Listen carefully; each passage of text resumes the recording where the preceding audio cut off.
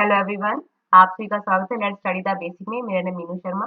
अब कर रहे हैं our changing earth class 7 geography. हमने पूरा चैप्टर अच्छे से डिस्कस कर लिया है। अगर फिर भी आपको कोई डाउट है तो आप हमें कमेंट कर सकते हैं, हम दोबारा से इसको डिस्कस कर लेंगे। अब बारी है क्वेश्चन आंसर की। तो हमने एक ही वीडियो में आपके लिए एनसीईआरटी सॉल्यूशन और बाद में कुछ वन लाइनर या जिनसे मल्टीपल चॉइस क्वेश्चंस बनते हैं या एग्जाम में इस चैप्टर से रिलेटेड जितने भी क्वेश्चन आंसर्स आते हैं वो सब इसी में मिलेंगे आपको। तो चलिए अपनी वीडियो को स्टार्ट करते हैं। उससे पहले मैं आप सभी से रिक्वेस्ट करना चाहूंगी, अगर आपको हमारी वीडियोस अच्छी लगती है, कहीं भी आपके लिए हेल्पफुल है, तो प्लीज हमें सब्सक्राइब करें। चलो शुरू करते हैं। तो पहला क्वेश्चन है, व्हाई डू प्लेट्स मूव? कि जो प्लेट्स है वो मूव कैसे करती है। अब देखो, आपको तो पता ही है कि जो धरती है ना, लिथोस्फेयर है, उसके नीचे लिथोस्फेरिक प्लेट्स हैं। उन प्लेट्स के नीचे मेंटल में क्या है, मोल्टन मैग्मा है। और मोल्टन मैग्मा हमेशा मूव करता रहता है, इसीलिए ये प्लेट्स मूव करती है। So the plates move due to the movement in the molten magma found in the interior of the earth. तो अब आपको समझ में आया होगा कि जो प्लेट्स है वो मूव क्यों करती है। ठीक है, नेक्स्ट आ जाता है हमारे पास कि ये एक्सोजेनिक और एंडोजेनिक फोर्सेस क्या होते हैं। तो देखो बेसिकली बेटा यही एक फॉर्मेट रहेगा कि जो मोल्टन मैग्मा है वो रिवॉल्व कर रहा है, सर्कुलर मोशन में नीचे रिवॉल्व कर रहा है, जिसकी वजह से दो तरह के फोर्स जनरेट होते हैं। एक है एक्सोजेनिक फोर्स और दूसरा है एंडोजेनिक फोर्स। अब जो हमारे पास एक्सोजेनिक फोर्स है, ठीक है, अब जब एक्सोजेनिक मतलब बाहर की, जो बाहरी सरफेस पे कोई अंतर आएगा कि इरोजन हो रहा है, डिपोजिशन हो रहा है, और एंडोजेनिक मतलब धरती के अंदर एक तेजी का फोर्स आया, जो धरती के अंदर चीजें थी वो उथल पुथल होके बाहर आ गई। ठीक है, तो एंडोजेनिक की वजह से वोल्केनोज और अर्थक्वेक आते हैं, एक्सोजेनिक फोर्सेस की वजह से वेदरिंग, इरोजन और डिपोजिशन होता है। So exogenic forces are those which force the force which act on the surface of the earth cause change on the surface of the earth। Example आप लिखोगे radiation, erosion, deposition और weathering. Endogenic forces, so endogenic forces are those which originate in the interior of the earth। देखो दोनों ही बातों में surface पे change आएगा, अर्थ की सरफेस पे चेंज आएगा, बट एक फोर्स है जो अंदर लग रहा है, दूसरा है जो सरफेस के ऊपर काम कर रहा है। आपको इन दोनों के एग्जांपल अच्छे से याद करने, क्योंकि बार बार इन्हीं में से मल्टीपल चॉइस क्वेश्चन बनके आते हैं। नेक्स्ट है इरोजन। इरोजन क्या होता है? So erosion is the wearing away of the landscape by different agent like running water, glacier, wind, ground water and sea waves। होता क्या है बेसिकली कि जब अगर जैसे बहाव आ रहा है, पानी बहुत तेज से बह रहा है, ठीक है, या बारिश आ रही है, पानी है, हवा है, उसकी वजह से जो धरती का ऊपर वाला पोर्शन है ना, वो भाई उड़ के निकल जाता है। इसी को हम, इसलिए हम कहते हैं कि यहाँ पे इरोजन हो गया है, कि ये वाला पार्ट हटके अब यहाँ पे दूसरी दूसरी कोई भूमि आ गई है, दूसरी सोइल आ गई है। नेक्स्ट है, how are flood plains form? कि जो फ्लड प्लेन्स हैं वो कैसे बनते हैं। तो आपको पता है कि during rain reverse overflow there bank, कि जब बहुत तेज बारिश आती है जो रिवर्स है वो ओवरफ्लो हो जाती है। So this led to the flooding of the nearby area, है ना, कि कई जगह आसपास के गांव में बाढ़ आ गई, एरियाज में बाढ़ आ गई, तो वो ओवरफ्लो की वजह से आता है। After the flood has received a layer of fine material and other material is deposited over the plain in the form of sediments। आपने देखा होगा जब बारिश आती है जो पानी होता है वो गदगदा सा पानी होता है ना, उसके अंदर सोइल होती है, मटेरियल्स होते हैं, तो यही चीजें जब फ्लड चली जाती है ना तो उस वाले एरिया में डिपोजिट हो जाते हैं। ठीक है, so this lead to the formation of the flood plains. इसी वजह से जो एरियाज हैं वो फ्लड प्लेन्स के एरियाज बन जाते हैं।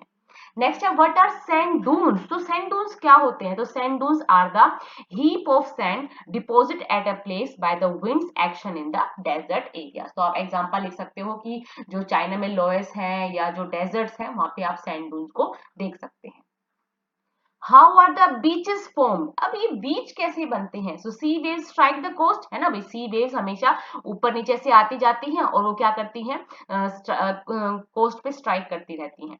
They erode the coast and carry that erode material in the form of silts and other material, then they withdraw their deposit and silt and other material along the shore forming wide beaches।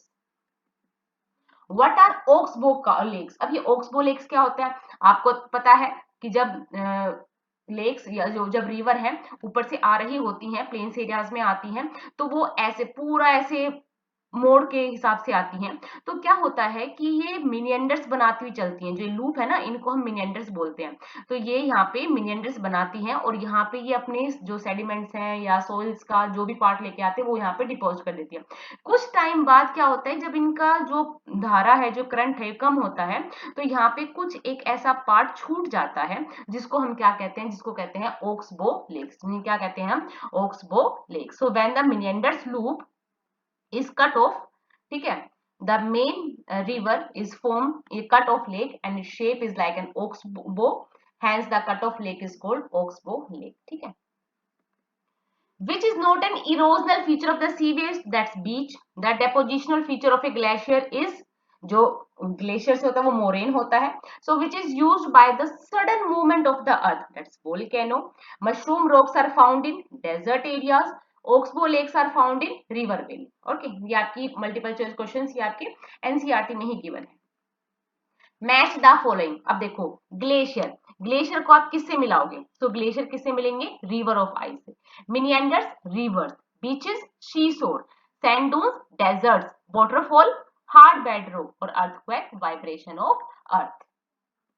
Next है, अब यहाँ पे give reason करने। भाई ये आपको definitely करना है, जब भी आपका एग्जाम होगा इनको आप जरूर करके जाओगे, क्योंकि ये 3 नंबर में, 4 नंबर में, 5 नंबर में आपको देखने को मिलेंगे। और गिव रीजन तो अब जैसे आप बड़े हो गए आपको करना ही है। तो some rocks have a shape of mushroom, कि कुछ रॉक्स की जो शेप है वो मशरूम जैसी है। क्यों?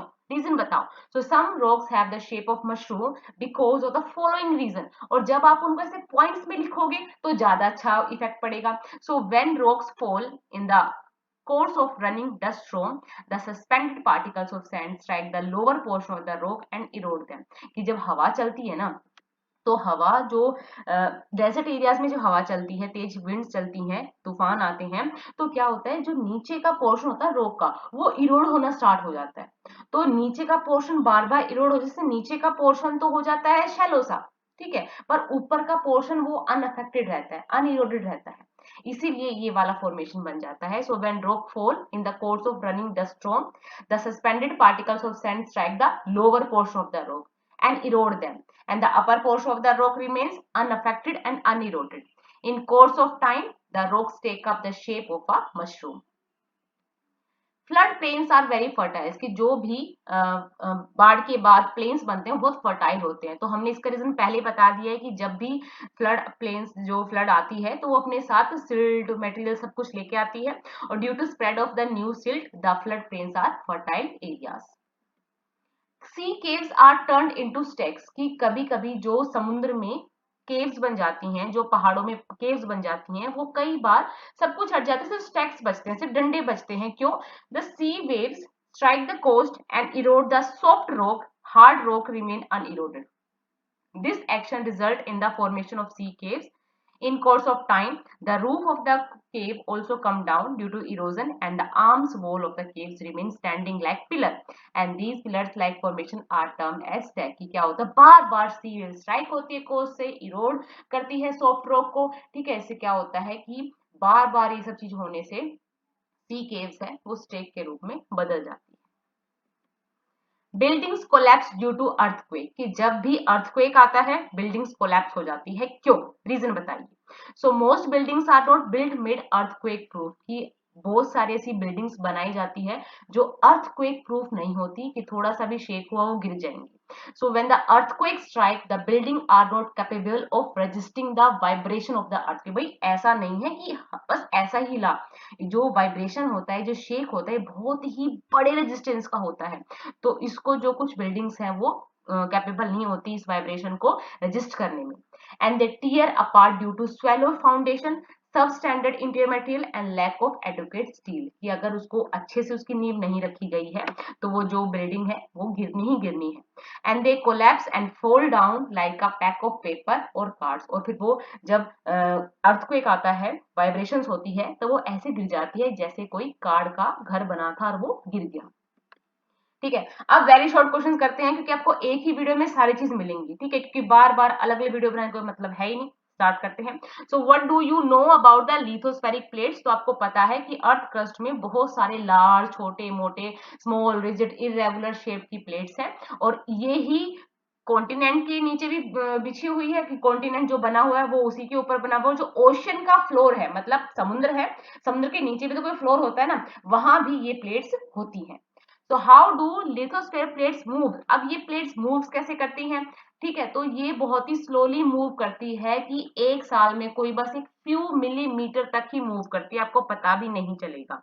What is volcano? So volcano is a vent or opening in the earth crust through which molten material erupts suddenly। कि अब ये molten magma है भाई, निकलेगा कहीं से तो निकलेगा, निकलता है वेंट के थ्रू, और इस प्रोसेस को हम कहते हैं volcano। Define focus and epicentre. बच्चे कंफ्यूज होते हैं कि ये फोकस क्या होता है, एपिसेंटर क्या होता है। तो बच्चा, जहां से मूवमेंट स्टार्ट होती है उसको हम फोकस बोलते हैं, और वो सरफेस के ऊपर का जो सेंटर होता है, जहां पे हमें बहुत ज्यादा शेक महसूस होता है, जहां पे बहुत ज्यादा डिस्ट्रक्शन होती है, उसको एपिसेंटर बोलते हैं। Okay, name the 3 types of earthquake waves. अब देखो, अर्थक्वेक होता है, इसके बारे में ब्रीफली आप 8th क्लास में पढ़ोगे, बट अभी यहाँ देखो कि जो अर्थक्वेक है वो 3 तरह की वेव्स निकलती हैं। एक होती है पी वेव्स जो लॉन्गिट्यूडनल चलती है, एस वेव्स जो ट्रांसवर्स होती हैं, और एल वेव्स जो सरफेस वेव्स होती हैं, जो सरफेस पे मूव करती है। What is seismograph?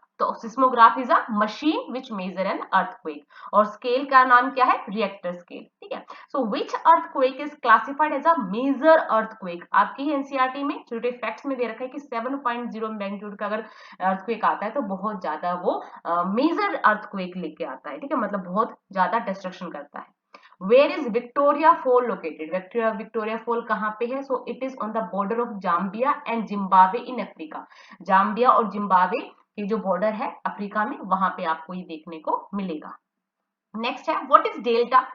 So the collection of sediment from all the mouth is of a river, a delta. It is triangular shaped landmass। ठीक है, नेम सम कोस्टल लैंडफॉर्म्स। तो जो कोस्ट के आसपास चीजें बनती है उसको क्या कहते हैं, sea cave, sea arch, stack, sea cliff, ये सब उनको बोलते हैं। How are glacier moraine formed? कि जो ग्लेशियर जो मोरेन है वो कैसे बनते हैं? So material carried by the glacier such as rocks, big and small, sand, silt gets deposited, and these deposit form glacier moraines। Okay, आज के लिए इतना ही करते हैं। अगर आपको हमारी वीडियोस अच्छी लगती है, कहीं भी हेल्पफुल है, और आप हमें कोई सजेशन देना चाहते हैं कि हम कैसे और इम्प्रूव कर सकते हैं, आपकी कैसे और हेल्प हो सकती है हमारे द्वारा, तो प्लीज हमें कमेंट करें। Thank you and keep watching.